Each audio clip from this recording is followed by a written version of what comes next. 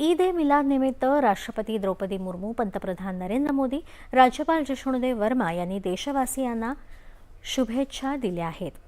ईद ए मिलाद उन नबीचा सण हा पैगंबर मुहम्मद यांच्या शिकवणीचं स्मरण करण्याचा दिवस आहे.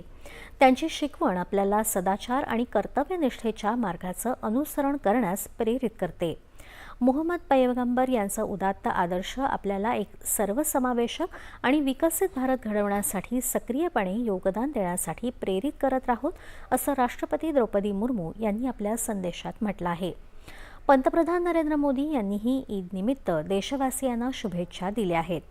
या प्रसंगी आपल्यातील एकता आणि आपल्या भोवतालचा आनंद अधिक वृद्धिंगत होऊ दे, तसंच समाजाची परतफेड करण्यासाठी आपल्याला आजचा दिवस मार्गदर्शन करो, असं त्यांनी आपल्या संदेशात म्हटलं आहे.